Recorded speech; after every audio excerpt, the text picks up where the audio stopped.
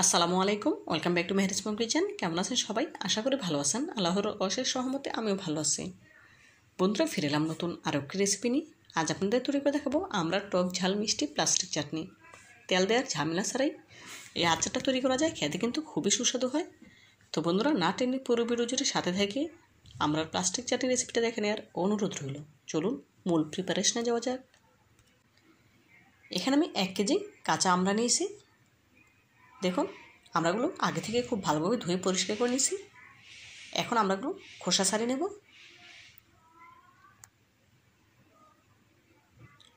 দেখুন বন্ধুরা, আমড়া থেকে খোসাটা ছাড়িয়ে নিচ্ছে। খোসা ছাড়িয়ে নেওয়া হয়ে গেলে এখন আমড়াগুলোকে পিস করে কেটে নেব। দেখুন বন্ধুরা, আমড়ার খোসা ছাড়ানো হয়ে গিয়েছে। এখন একটি চাকুর সাহায্যে আমড়াটাকে পিস পিস করে কেটে নেব। এই আমড়াটাকে একটু পাতলা করে কেটে নিতে হবে, যেহেতু আমড়াগুলো আচার তৈরি করার সময় সেদ্ধ করবো না, সেজন্য।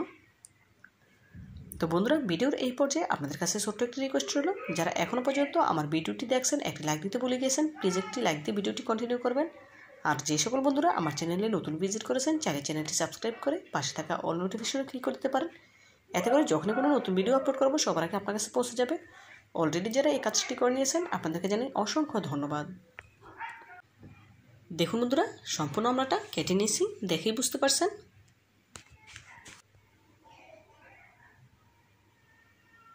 এখন যে বিচিটা রয়ে গিয়েছে সেই বিচিটা আমি ফেলে দেব।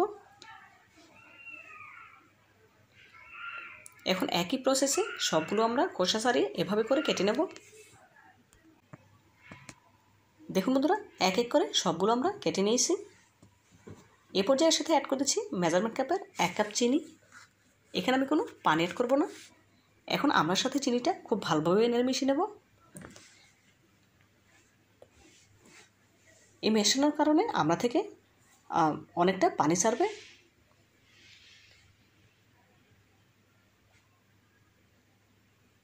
খুব ভালোভাবে মিশিয়ে রেখে 1 ঘন্টার জন্য রেস্টে রেখে দেব। এই 1 ঘন্টায় চিনিটা পুরোপুরি গলে গিয়ে আমড়াটা অনেকটা নরম হয়ে আসবে। দেখুন, খুব ভালোভাবে মিশিয়ে নিয়েছি। এখন ঢাকনা দিয়ে ঢেকে 1 ঘন্টার জন্য রেস্টে রেখে দেব। ঢেকে দিয়েছি, ফিরে আসছি 1 ঘন্টা পর। আচারের জন্য এখন একটা মশলা তৈরি করব। তার জন্য প্রথমে চুলে একটি প্যান বসিয়ে নিয়েছি। দিয়ে দিলাম 2টি আস্ত শুকনো লাল মরিচ, 1 চা চামচ গোটা ধনে, 1/2 চা চামচ গোটা জিরা, 1/2 চা চামচ পাঁচফোড়ন।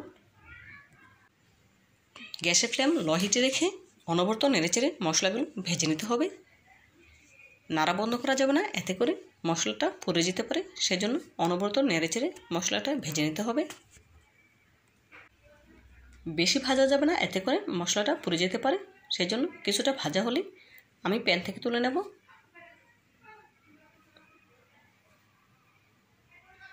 দেখুন বন্ধুরা, এই পর্যায়ে মশলাটা আমার ভাজা হয়ে গিয়েছে, দেখেই বুঝতে পারছেন। এখন প্যান থেকে তুলে নেব। প্যান থেকে তুলে মশলাটা গুঁড়ো করে নেব। ফিরে এলাম 1 ঘন্টা পর। ঢাকা তুলে আপনাদের দেখিয়ে দিচ্ছি। এই 1 ঘন্টায় চিনিটা পুরোপুরি গলে তরল হয়ে গিয়েছে, দেখেই বুঝতে পারছেন। এই পর্যায়ে আচার তৈরির মূল প্রিপারেশনে চলে যাব।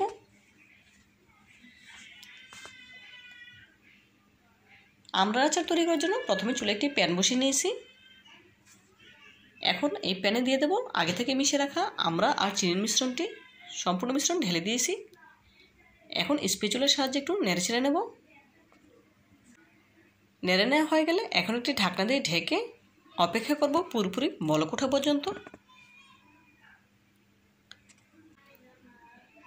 দেখুন বন্ধুরা, এই পর্যায়ে পুরোপুরি বলক চলে এসেছে। এখন ঢাকনা তুলে নিলাম।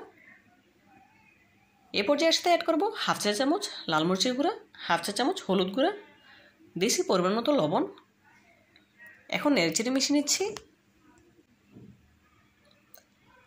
মিশিয়ে নেওয়া হয়ে গেলে আবারও ঢাকনা দিয়ে ঢেকে জাল করে নেব।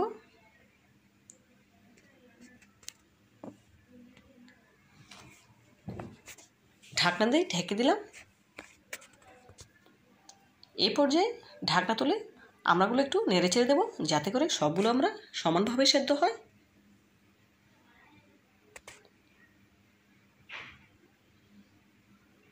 নেড়ে নেওয়া হয়ে গেলে আবারও ঢাকনা দিয়ে ঢেকে পুরোপুরি সেদ্ধ করে নেব।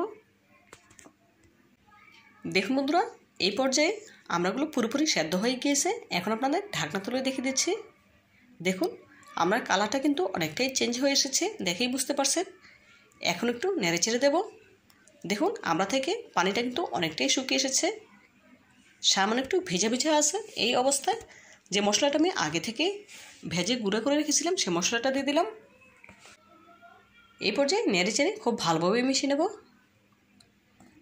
দেখুন আমড়াতে যে ভেজা ভাবটা রয়ে গিয়েছে, এখন অনবরত নেড়ে চেড়ে এই ভেজা ভাবটা শুকিয়ে নেব।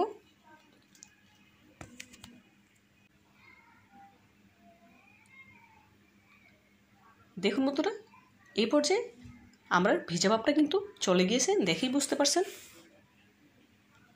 এ পর্যায়ে আমড়ার আচারটা আমার তৈরি করা হয়ে গিয়েছে, দেখেই বোঝা যাচ্ছে। এখন গ্যাসের ফ্লেম অফ করে দিয়ে প্যানটি চুলা থেকে নামিয়ে নেব।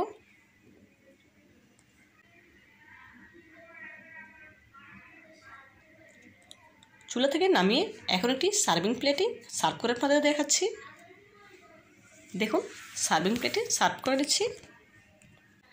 মাশাআল্লাহ, দেখুন আমড়ার প্লাস্টিক চাটনিটা দেখতে কতটা সুন্দর এবং লোভনীয় হয়েছে।